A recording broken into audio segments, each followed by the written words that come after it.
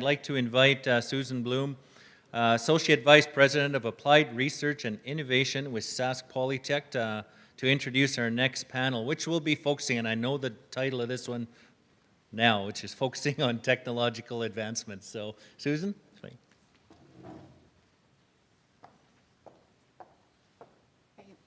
Thank you and welcome everyone. And before we get started, I just want to send a sincere thank you to both Greg Peltzer and Toddy Steelman for engaging Saskatchewan Polytech on this initiative and to understand and appreciate the expertise in applied research and learning that we can bring to the table. Okay, so we'll get started on the session. I'd like to introduce Dr. Laura Sokka, who works as a senior scientist in the energy systems team of the VTT Technical Research Center of Finland. She holds a PhD in environmental science and policy from the University of Helsinki. Dr. Sokka is an expert in climate and environmental impact assessment and LCA of energy products and systems. Her recent work has particularly focused on assessing the sustainable use of renewable energy policy in the Arctic, developing recommendations for increased use of renewable energy in the Arctic countries, and assessing the environmental impacts and risks of the Finnish national renewable energy targets. So welcome, and thanks for your long travel. I would then like to introduce Raman Hall. Raman is a senior engineer with the Supply Planning and Integration Division of SaskPower. He received his Bachelor of Engineering in Electrical Engineering from the University of Saskatchewan in 2004, yay, and his Eng designation from the Association of Professional Engineers of Saskatchewan in 2008. Since graduation, he has and continues to work for the Saskatchewan Provincial Electrical Utility, SaskPower Corporation. His areas of expertise include grid transmission systems, generation and load interconnection analysis, transmission reliability assessments, reliability compliance, supply planning, renewables integration, and business development. Welcome. Thank you. And I would lastly like to welcome Dr. Michael Ross. Dr. Ross is the NSERC Industrial Research Chair for Colleges in Northern Energy Innovation. Dr. Ross received his bachelor's degree in applied science at the University of Toronto, his master's and PhD in electrical engineering at McGill University, and a postdoc at the British Columbia Institute of Technology. He has collaborated with the NSERC Smart Microgrid Network and has also worked at the Hydro-Quebec Research Institute to help upgrade the distribution test line to enable smart grid and microgrid technology. So thank you and welcome. So the way that this session is working is that I have a number of questions for the panelists. So we'll go through these questions and then we'll leave some time at the end so that you can ask the panelists your own questions. Okay. So the first question is, why is renewable energy in northern communities important, and how are northern communities impacted by renewable energy? So Dr. Sokka, would you like to start? Yeah. Is this on or shall I? Okay. This is on now, isn't it? Yes. Okay. So thank you, Susan. And first of all, I would just like to echo the previous speakers on thanking for the excellent, for the very nice opportunity of being here today. And I would like to especially thank Greg Peltzer for pulling this event together with his colleagues and for, like Gwen said, for his initiative in an understanding of how important it is of sharing experiences together with among the Arctic countries. And I would also like to thank all the institutes that have supported this event. So going to your question, in Finland, the renewable energy development has been driven mainly by climate change mitigation during the past years, but also for us as a country, since we don't have our own fossil resources really except for peat, renewable energy has always also been an important important factor in achieving energy security. And just to give you some background, in Finland, we have had the EU target of increasing our share of renewable energy to 38% of the total final energy use by 2020, and this target was reached a couple of years ago. And the largest share in Finland is in hydropower, but in wood power, I mean. But hydropower has also been used in fairly large percentage, especially in electricity production. But for remote communities, of course, in particular, renewable energies, I see it as an important factor, important technologies in that they do promote your energy security, and they are not so much dependent on the imports from other areas and other countries, as we have heard. But of course, there are also some technical challenges related to that, but I guess we will go maybe more into those a bit later. Raman? This one's on. Perfect. Thank you.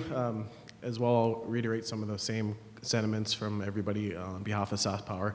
Thank you for allowing us the opportunity to come here and speak today, and personally for myself to be part of this initiative on the SaskPower benefit is a great pleasure.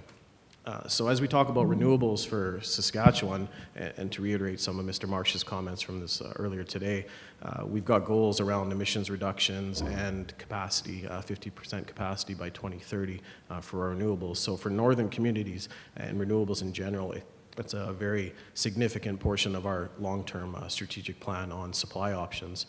As we look at northern communities specifically, Saskatchewan is unique in the sense that we've actually developed a northern transmission grid for our northern communities to provide that reliability and security for those communities in our northern part of our province.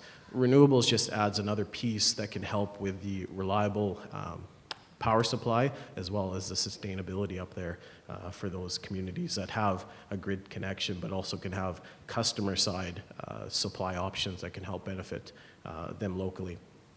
Further on that, renewables just brings a greener alternative supply option into the mix of evaluation. So in communities where primarily a diesel supply is an option or is being implemented, renewables coupled in some sense of storage and solar could bring into an offset of that fuel consumption that's happening up there.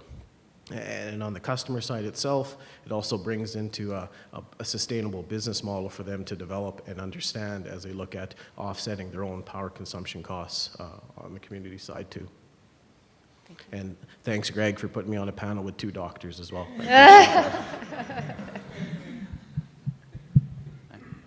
I would just like to echo everyone has mentioned the gratitude for University of Saskatchewan for hosting us and inviting us here, as well as Treaty 6 territory and the homeland of the Métis for hosting this event and allowing us to participate here.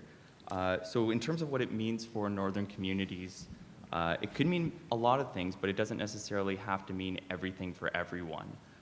It could mean sustainability for some communities that are dependent on the import of fossil fuels. And say, for example, in Nunavut, where fuel comes in maybe twice a year, and if there are weather issues or the barges don't come in time, there's a significant dependency on that. So there's local generation that also provides self-reliance in terms of the local generation, and it can match up with the local values, which also brings empowerment and pride.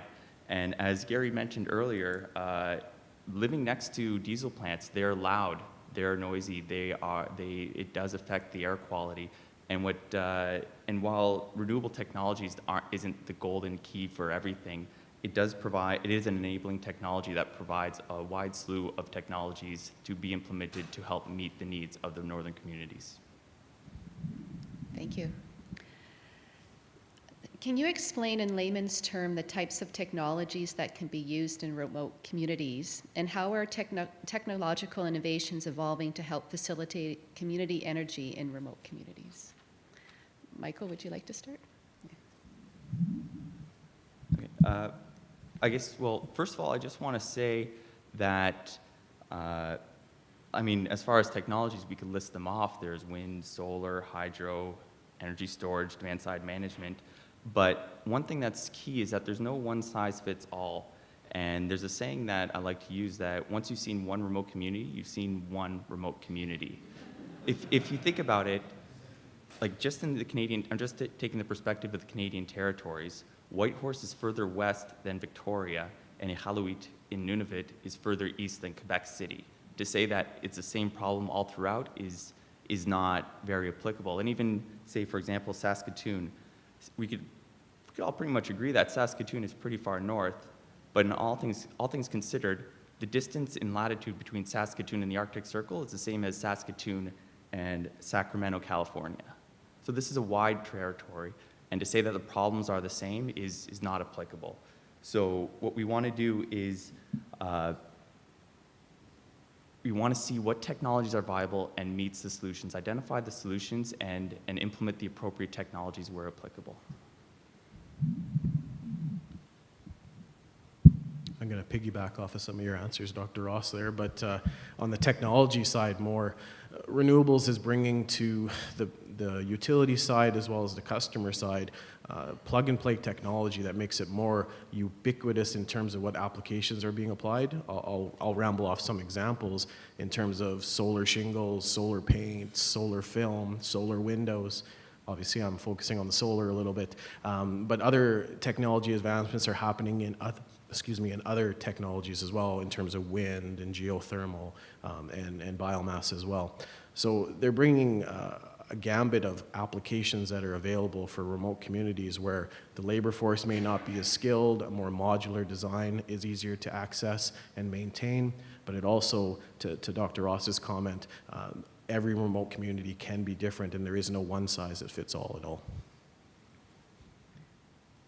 Laura?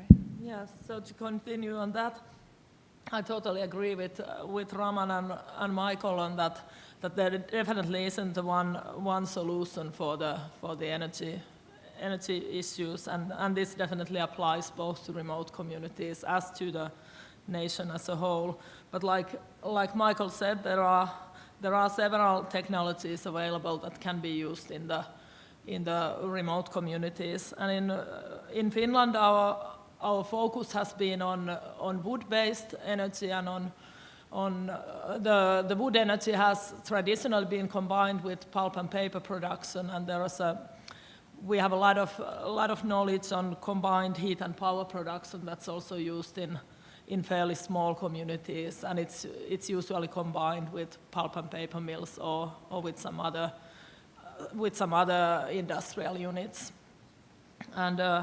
And also ground source heat pumps have been fairly popular during the past years. What is maybe different in Finland and in the Nordic countries compared to the North America is like we saw in this really impressive map that Gwen showed us during the previous panel, is that in the Nordic countries the electric grid practically extends everywhere, so we don't have any microgrids in that sense. So it's a very different solution. There are different solutions chosen in our countries, and there are of course political reasons to that, but also the distances are just so much longer here in Canada and in Alaska. Yeah, but this is, thank you. Okay, thank you. What are the main challenges for renewable energy in your region, and how can they be overcome? Raman, we'll let you start this one off. I was wondering if you're going to make me go in the middle. So. Main challenges with renewables is the variability, and that's known on the operating and the planning side on how you manage a resource that you can't control. With a gas turbine, it's easy enough to turn it up, turn it down, follow the load how you need to, but you can forecast, but you can't manage when the sun shines or when the wind blows. So the variability is the main challenge, especially when you're talking about remote communities where there's potential for islanding, and if you want to continue to maintain that load and supply power within that microgrid or that islanded scenario. So variability would be my comment on that. Okay. Laura, would you like to comment next? Yes, I would like to follow up on that. That's definitely one. That's the aspect that's usually taken up in my country concerning this as well. And what is now talked about a lot in Finland, and especially in VTT, where in the research institute I work in, other so-called power to X concepts, where solar or wind energy would be used to produce, for example, methanol or hydrogen out of CO2 and water. So these are kind of concepts that maybe could be used in the future as one solution to store energy. And of course, we are, like was mentioned earlier today as well, we are developing methods to predict the production of solar and wind power. So like this, there are now methods to predict the production for about 36 hours ahead. But of course, backup power is needed, and there, of course, we will be needing other solutions as well. And wood is, of course, one good solution in this sense. But this is maybe, at least in my country, this is an issue that has often maybe even been exaggerated in relation to this, and it's only now during the past couple of years that solar power has only really started to grow in importance, and has been taken up in the public discussions, and it has maybe even grown from the ground, really, that it wasn't really considered in the public policy making, but people just started installing solar panels because they were getting so cheap, and people were seeing that it's actually worth it, and now it's starting to be understood as a real solution, maybe in the Arctic regions as well. Michael? Okay, so please bear with me. We were given these questions in advance, so I've made a little bit of a list. And by no means is this all encompassing, but I've kind of broken it down into several issues that may arise. The first one is economy. I mean, that's kind of the elephant in the room. Like, because every solution is very different, there is no economy of scale, and there's very high capital costs. I mean, you could throw money at a solution, but in terms of how much it's actually, in terms of the business plan and everything, there's a high risk if you want to leverage against, go to the banks and get a loan or anything. There's a high risk involved, and the economy, the economics of the project is a high barrier for these remote communities. The second is logistics. For example, we saw the crane come in on the island, but if you don't have a barge, if you're a flying community, how can you get a crane in there? How can you put up towers? And also, in terms of melting permafrost, how do you ensure that the foundations maintain their structural stability in changing climates? And not only changing climates, but in harsh climates. Say, for example, if you want to implement storage, I mean, sure, energy storage systems, you could enclose them in an encasing and regulate the temperature and the environment for that storage system, but that just reduces the efficiency of the battery systems. So you have to look at the technologies as well in terms of the logistics of implementing them in the remote communities. The next is technology. Again, going back to the economies of scale, wind turbine manufacturers are predominantly looking at megawatt scale wind turbines, which is not a viable solution on a community of, say, 500 megawatt peak or 500 kilowatt peak or below. So that there's a technology gap there. And for example, in the Kainai First Nations up in Yukon, they're looking at refurbished wind turbines from when the manufacturers were making kilowatt scale wind turbines and tilt-up towers, so they don't need cranes. So they're looking at those solutions like that, as well as resiliency and maturity of technology. So the North isn't a place to test up-and-coming equipment and technologies. You don't test it in harsh climates first and harsh conditions first. You test it and verify that it works under normal operating conditions before you send it off into extreme operating conditions. So that is another. So the North does not want to be a test ground for up-and-coming technologies. But that being said, necessity is the mother of innovation, and so there may be viable solutions and business cases in the north that might not be applicable down south. The next one, which had been mentioned before, is human capacity. So the knowledge of available solutions, you may not, remote community members might not know what solutions are available to them, but also in terms of once installation has been done, the ongoing operation and maintenance support. And finally, there's the regulatory issue in terms of reliability of supply. As Raman mentioned, there's a lot of variability in intermittent resources, and it's the utility's mandate to provide safe and reliable power to the customers. And so the higher amount of renewables that are being implemented in the system, the more volatility there is in the system and the less the utility is capable of maintaining that mandate. So we need to move forward in a more responsible manner. And I mean, again, talking about the elephant in the room, a lot of people aren't talking about the benefits of diesel. And I'm not saying that diesel is the best solution, but it is controllable. It is dispatchable. And so if we are going to come up with a better solution, we have to acknowledge what we're reducing our reliance on so that we could supplement them with a supplemental technology. Say, for example, if storage could provide that reliability, that may be a viable solution moving forward. Thank you. Each of your regions are understandably different. Infrastructure, politics, regulations, culture. However, what do you think are some lessons in spite of these differences? In other words, how can the Yukon and other Canadian regions and Finland learn from each other? Laura, please. Well, I already brought up the microgrids, and I think that's one issue where we definitely have some learning, and that could maybe be applied also in some instances in the Nordic countries. And and also the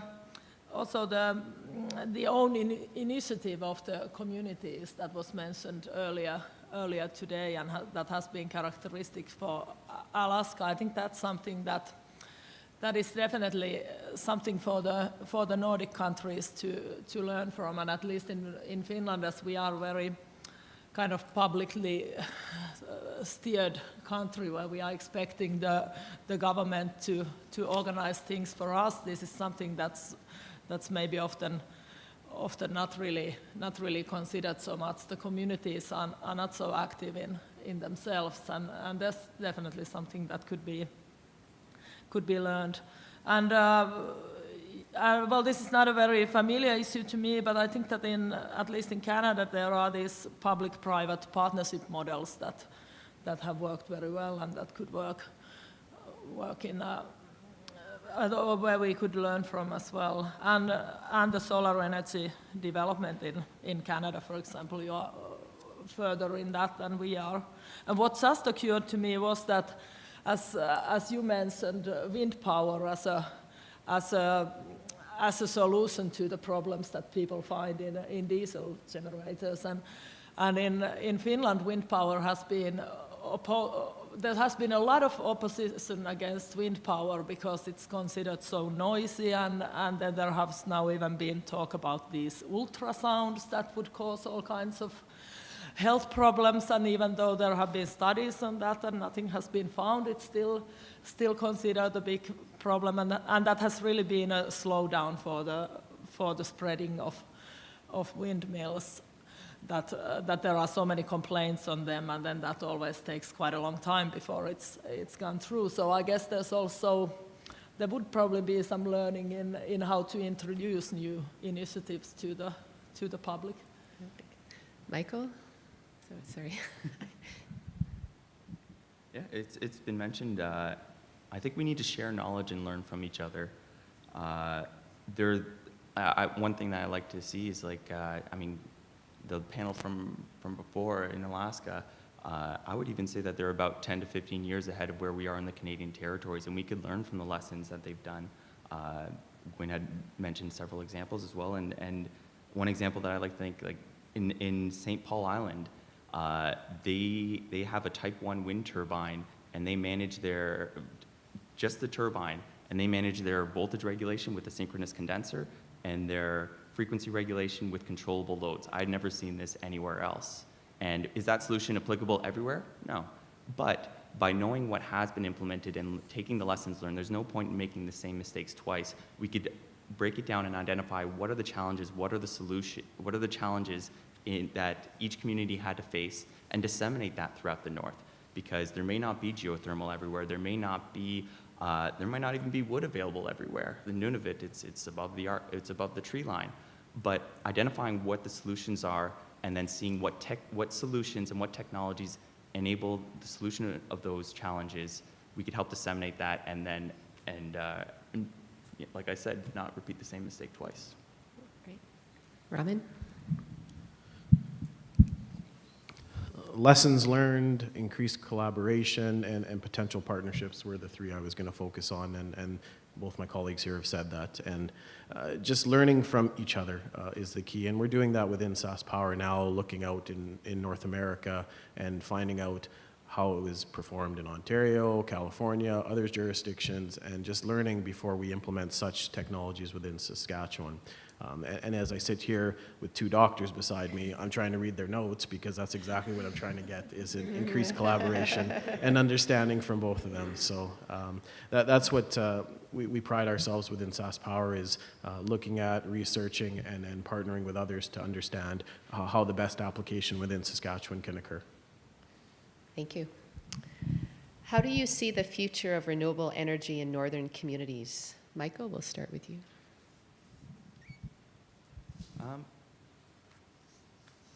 I honestly say that, I would say that it plays a part in the big picture, and it plays a part where applicable. I think we need to identify why we're going with renewables.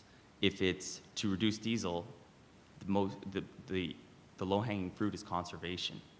If it's to reduce diesel but maintain a growing economy, maybe it's efficiency. And then maybe the last step is renewables. But I mean, not to say that renewables can't play a part in this, but we need to identify the solution, or identify the issues and why we're going about doing this. And in terms of the way I see us disseminating renewable energy technologies, getting off diesel, the first thing that I'd say that we need to do is we need to go to the communities and we need to listen. I mean, every single person in this, I can guarantee every single person in this room knows at least one thing that I don't know. And I guarantee that every single student at University of Saskatchewan knows at least one thing that I don't know. Now imagine going to a community that will be benefiting from the technologies, and going to the community and learning what is their way of life, what are their values and how they use their energy. So in terms of learning what the energy usage is, and a community energy plan is a fantastic way of doing this. So we can't get from point A to point B if we don't know what point A is. So we need to do that. And as Gwen mentioned before, we need to build local capacity.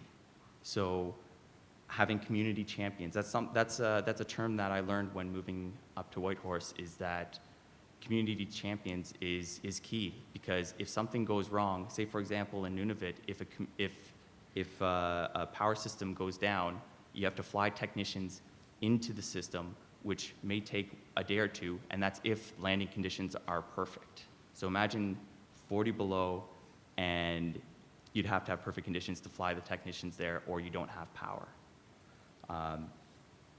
But ultimately, I just want to say I want to make sure that we understand the challenges, and I think that it's important that we address them collaboratively in a socially responsible, environmentally friendly, and economically viable manner. Thank you. Raman? Renewables in general is at the forefront of everything that we're talking about at the utility. So I feel it as a icebreaker with communities in the north to talk about energy efficiency, talk about new generation options, as well as alternatives to what we're thinking about for the conventional power utility. So for us, with our northern system, we have a transmission system up there. Renewables becomes a customer side solution that could be an alternative to new transmission or transmission upgrades. And then within the community, it becomes potential for business models, for the human capacity or human capital comment of developing those aspects as well. So I see it as a great way to start the conversation on potential for new developments within northern and remote communities. Thank you. Laura? Well, working with climate change mitigation, and being at least in this sense an optimist, I hope to see renewable energy having a very big share in our energy mix in the future. And as we know that if we want to at least stay below 2 degrees, which in the global average temperature, which already might be an impossible target, we will definitely need renewable or anyway energy sources that don't produce CO2 emissions to have a huge share in our energy mix. But of course, that being said, the Arctic region and the countries in the north, and especially areas like you mentioned, Nunavut, they have a very small share of the total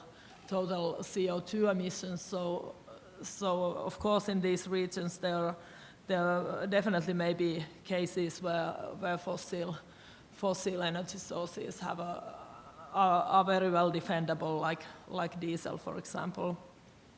But and when developing renewable energy, I think it is really important to, like was mentioned here, to develop them together with the communities, and in order to avoid the mistakes that have been made in the past. And for example, with hydropower development, we know also from the Nordic countries that there are examples of situations where the communities have definitely not been considered in the development, or like is happening even now in Finland with cutting down of forests in Lapland, for example. So these are, like has been said, there are not one solution for everyone, and definitely there will be a place for fossil energy sources, at least in some amount in the north in the future as well. Okay, thank you. So we're just going to get a little bit more detailed questions now. How will the increase of renewable energy impact the electricity grid? And what are the key impacts of renewable energy on the electrical grid? Raman, would you like to start? No problem. For us with SaskPower, we've got our goals of 50% renewables by 2030. So we're just on the beginning of that and the leading edge of implementing that within our supply plan. So right now we're actually undertaking a renewables integration study where we're looking at the impacts on the electrical grid and understanding it in a proactive nature, such that when it comes time to actually implement those larger penetrations of megawatts on our system, we understand what it means from an operational perspective, and we are able to actually implement in advance what needs to be done from an operational sense. So the variability, the forecasting increases, all of those technical aspects are what we're trying to figure out now before we jump feet first into the renewables pool, essentially. Thank you. Laura? Well, this is not I'm not an engineer. I think that this is something that Raman, for example, knows a lot better. But yeah, like he said, that flexible production, this is what would be characteristic for a system based on renewable energy is flexible, that it's flexible, it's variable.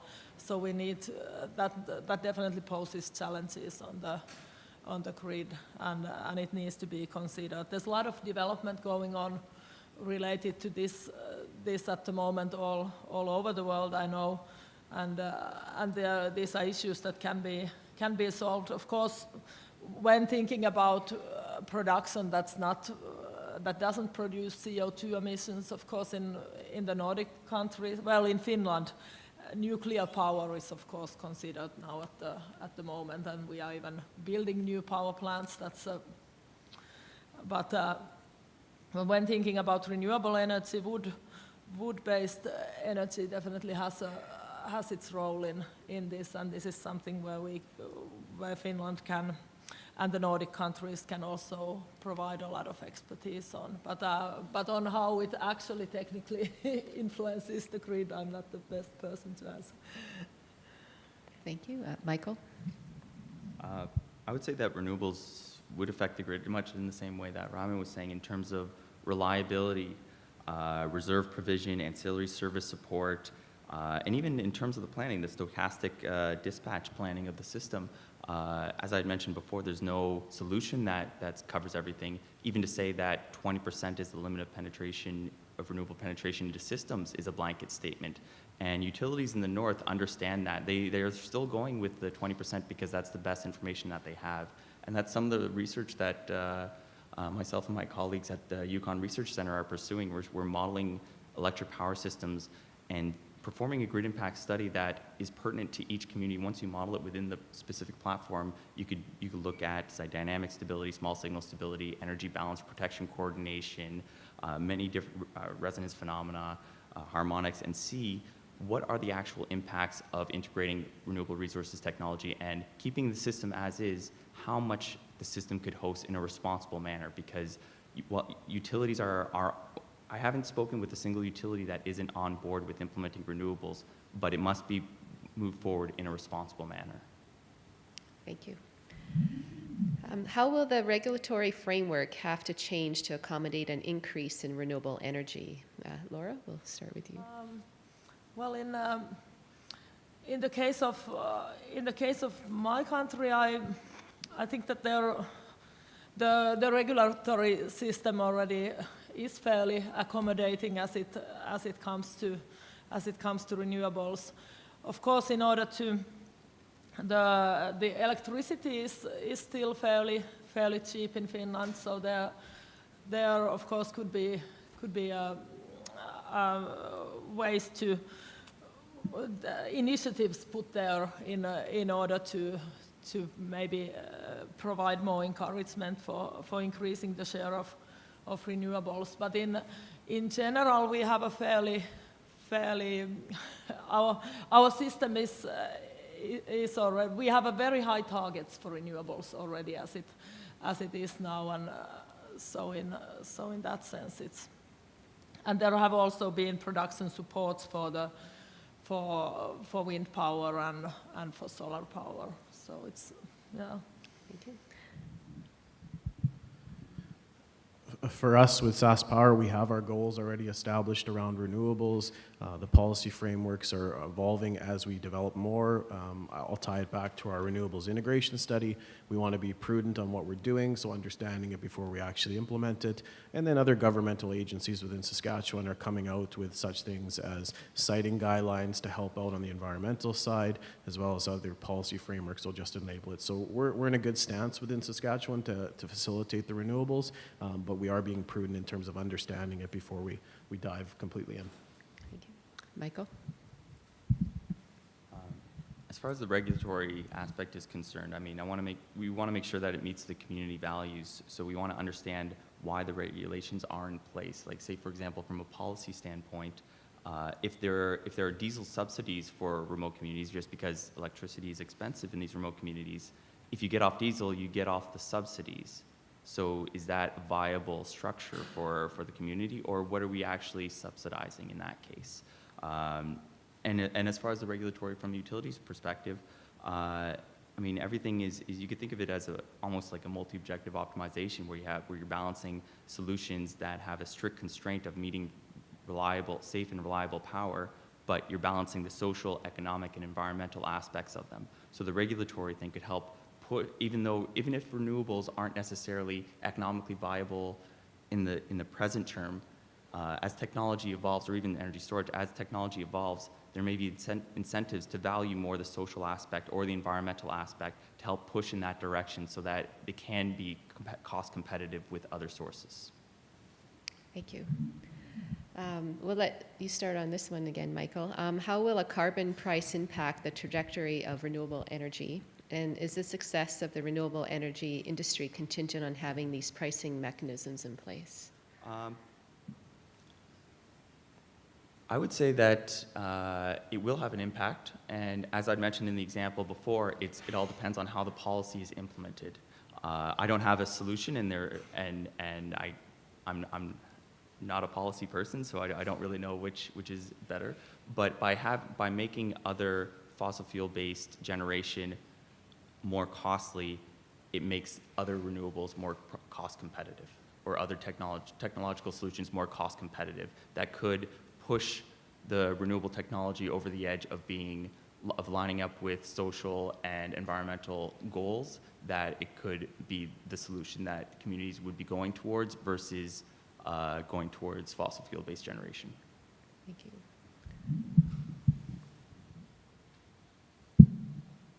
Can I have no comment on that? Within SaskPower, we're looking at options, we're evaluating how it could play out, but more so we're looking at other jurisdictions and how they are looking and implementing their carbon tax. Ontario is an example of where they've taken it back and they've implemented a green on program where they've pushed it back into the renewable sector, so there's options around that.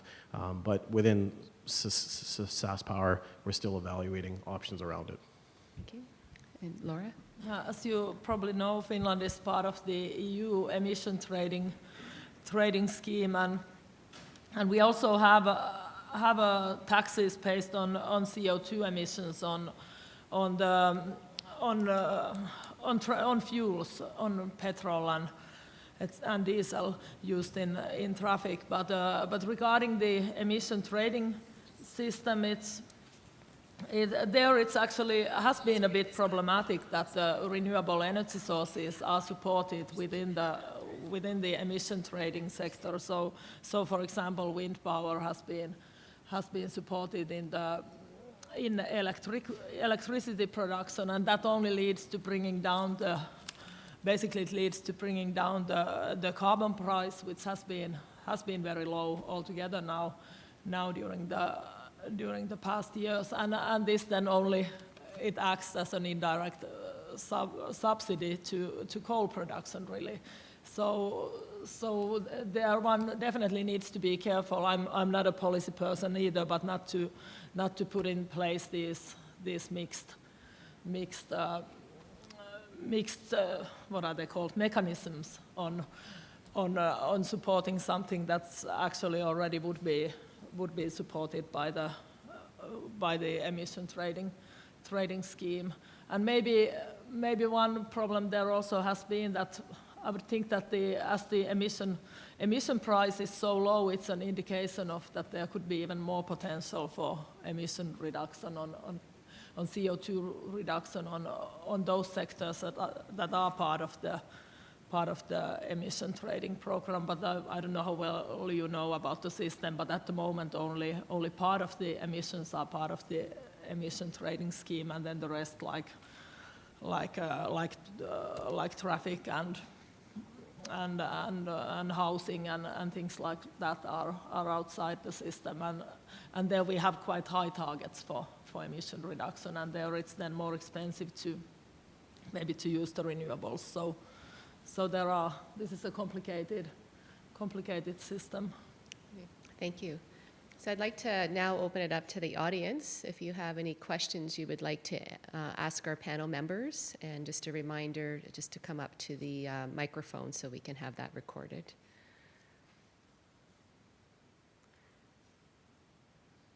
There we go. And again, if you could just state your name and what organization you're with for all of us, that would be great. I'm Andrew Watson. I'm with the University of Saskatchewan. And I was wondering whether the panelists might be able to speak to the applicability of renewable energy sources for northern communities in the context of specific end uses. So transportation versus heating versus supplying electricity for lighting, and versus growing food versus other industrial applications. So how do you see renewables fitting into a lot of those end use outcomes?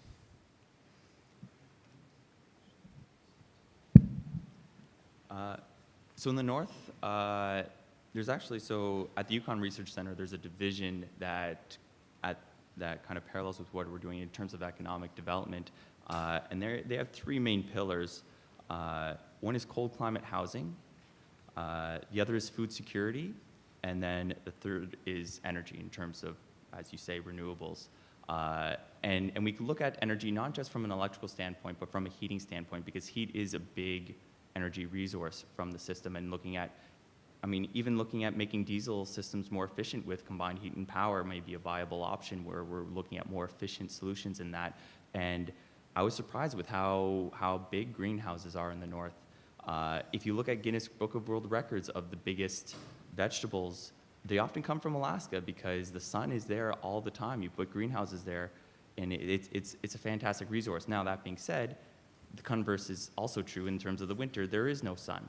And so that's why food security and cold climate housing and everything is also very, very important. And it is, renewable technology is a piece of the puzzle. There isn't one problem with the blatant solution. It's all mixed, and sorry, I don't have anything more specific than that, but I could give you some examples if you'd like.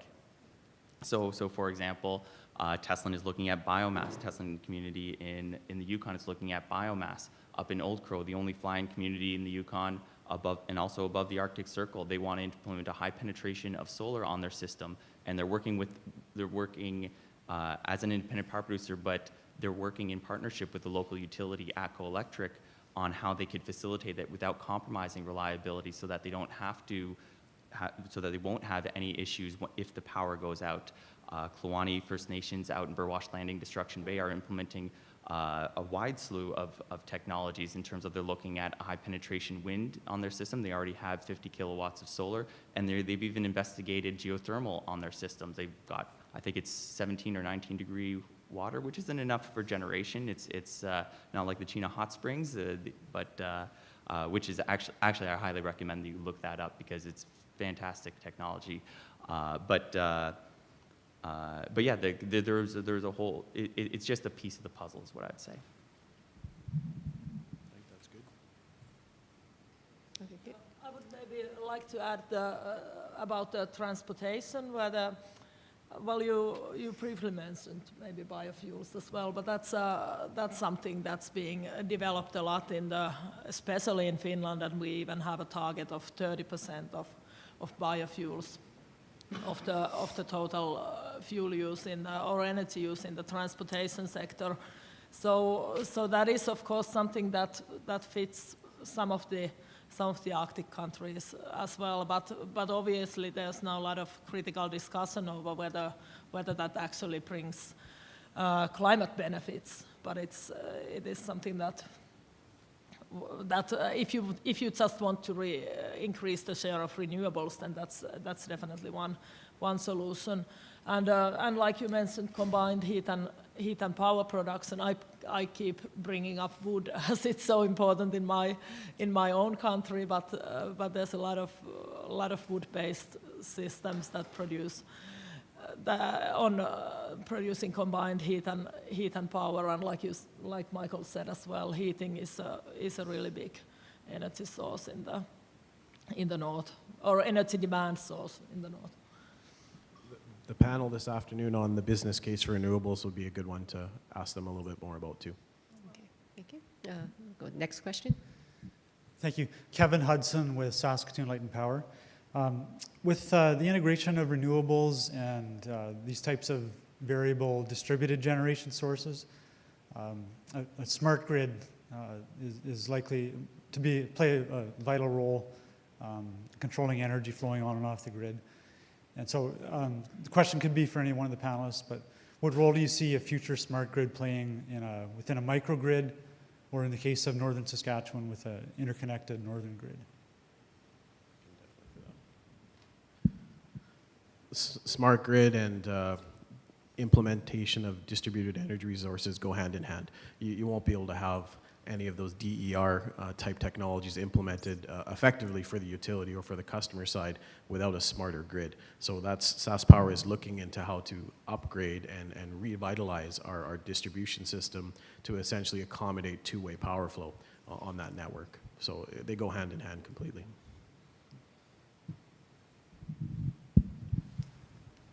Yeah, I like to think of the smart grid as, well, first of all, I mean, smart grid is a ubiquitous term, but I don't like to use it because the existing power infrastructure is inherently smart. It's a passive system that works, but it's designed around, as Raman mentioned, like downflow and downstream energy flow with rotating machinery. But what smart grids or active grids enable is observation and control of the system. So you can do two-way power control. You can do, say, dynamic protection coordination if there is a two-way power stream, and you're able to optimize the system a lot better. Now, with added complexity, you can have other issues, but it definitely holds the potential to facilitate the integration of these technologies for sure. Thank you. Next question. Yes, Mark Bigland-Pritchard, Low Energy Design Limited. I think this one's probably mostly for Laura, but others may have things to say about it. Clearly, one of the things that we need to be working on is dispatchable renewables. So I'm kind of wondering what experience there is, especially in the Nordic countries, in terms of biosyngas operation in very cold climates. You know, it's been shown to work in places like Germany and Britain. It's been shown to work further south as well. But what experience do you have in Scandinavia? I must say that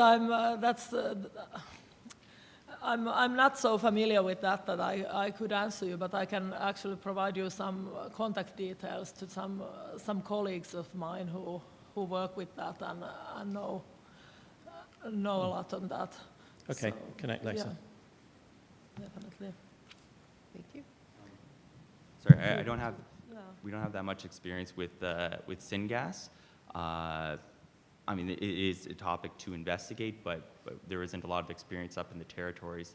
And as you mentioned, with controllability of renewables, you could think of controllability as power in has to equal power out. If you don't, another viable solution that we haven't talked about is, say, if you need to have power balance and you can't control the generation, maybe you could control the load.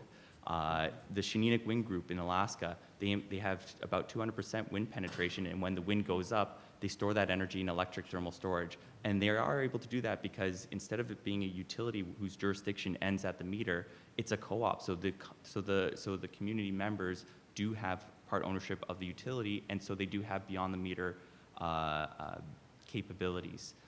And there are many different ways of doing demand side management. One of my favorite, because it's very low tech, is Hydro-Quebec. They buy out the front pages of newspapers and radio ads and TV ads and say, hey, we're going to have a peak at this point. We'd like you to reduce your consumption and delay doing your washing machine, delay doing your dishwasher, and they're able to curtail 5 gigawatts of power at peak power. So I mean, there are a whole bunch of solutions. It's just a matter of finding it which is applicable. And as far as controllability of renewables, there's a maximum that it could produce based on available sun or wind or whatever resource is available, and you could always curtail that, but that maximum is dictated by the environment in which it's operating. Thank you. Raman? I was just going to add quickly in terms of technology advancements, wind turbines, there's starting to be a research trend around dispatchability of wind turbines and actually having some load following capability. It's starting to just be newly emerging, but there's potential there in terms of something we've thought that we couldn't control at all, and actually having a control band around the output of that unit. Thank you. Judikel Mukumi, GM Academic Plus. We spoke about the human capacity has a limitation in the development of the implementation of some of the technologies. And one of the things that we know about northern communities that they are used to their surroundings. So they know better than anyone else, for example, the forest. And forest could be, as woody biomass, a source of energy. Is it something that is possible to implement here in Saskatchewan? And is there anything already in place? And what Finland is doing, I would like to know a little bit more about your feedstock, your production of biomass. How do you do that? First of all, about how the biomass is used in Finland. In Finland, about half of it is used originates from the pulp and paper production. So it's either comes from through the black liquor that's produced during pulp making, or then it comes from the forest residues that are created while cutting the wood, either in these, what are they called? But in the places that cut the wood from the pulp and paper facilities practically. Okay. But then also the forest residues that are left in the forests are being used. And now it's becoming more and more common to cut the small diameter wood and to use it. And a lot of it is used in most of it is used in either in combined heat and power production or in heat production. And then now also these biofuel plants are coming. But yeah, then concerning the role of the communities in that, I think that's definitely a very important issue, and that's something that, at least in Finland and probably in Sweden and Norway as well, there's a lot of competing demands posed on the forests now at the moment, and we want to produce energy out of it. We want to use it for pulp and paper making, but then on the other hand, for example, in the north, it's of course traditionally the lands have belonged to the local communities, and they are using them for example, for reindeer herding. So these are issues that are debated a lot in Finland and in other European countries maybe now at the moment as well, and there aren't really any easy solutions for that. But I definitely think that the communities should be involved in the decision making. So just to tie on with applicability for Saskatchewan, there are biomass projects that have been proposed and are being evaluated. So the potential is here. From the SaskPower side, we look at the sustainable option offering on it, and that includes the sustainability of the fuel source, the operation, the maintenance, the all-in costs essentially. So just to simply put, they are being evaluated within Saskatchewan. And I had mentioned before about community of tests on implementing Hargasner units for biomass, and they're looking at it specifically for heating, but they're also going to put Cold Climate Innovation is involved with that project, also looking at combined heat and power to see whether or not they could produce electricity from it. And Cold Climate Innovation, as well as Yukon Research Center with partnership from University of Alberta, they're also investigating fast growth willows for biomass up in Old Crow, with the flying community up in the Yukon.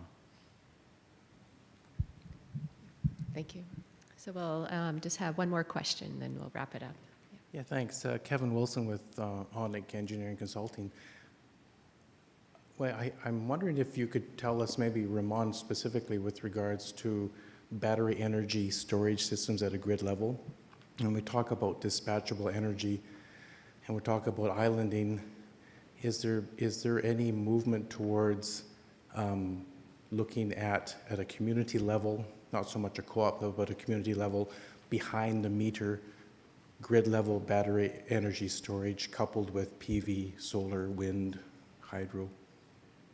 You're speaking my language. I love it.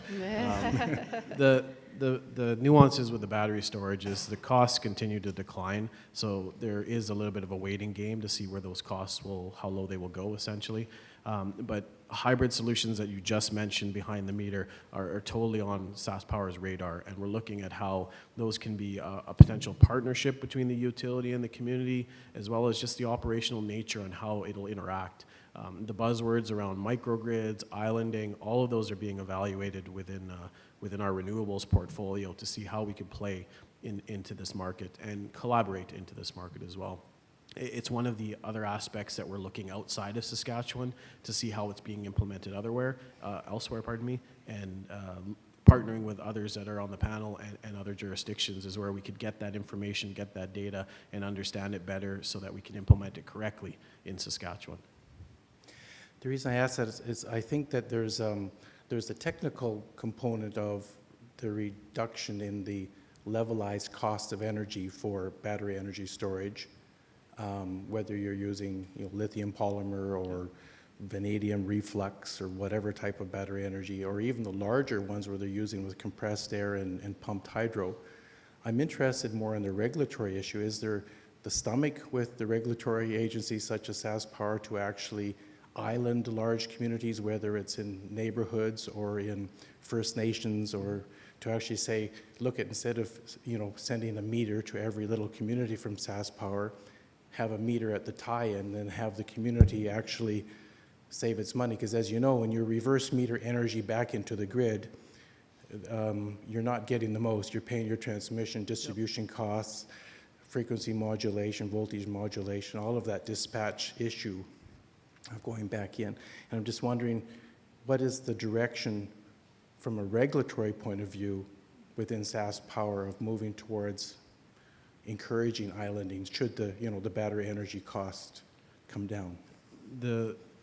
It's still a topic that we have to research extensively because, as we mentioned, in terms of how the distribution system is set up right now, one-way power flow is the way it's set up, and islanding scenarios are typically not permitted because there's no control aspect in there. Battery storage, distributed energy resources bring that opportunity to the table. But for Saskatchewan to understand how to operate effectively and safely within that island, that's something that we're still trying to evolve and understand. Right now we have a centralized generation model where we have our generation at large power plants, send it on the transmission down to the distribution system. The shift in mindset to a potential decentralized generation model is what we're looking into as part of our renewables integration study and as part of all the work we're doing with renewables in general. Okay, great, thank you. Okay, well, thank you. Please join me in thanking our panelists for a great discussion today.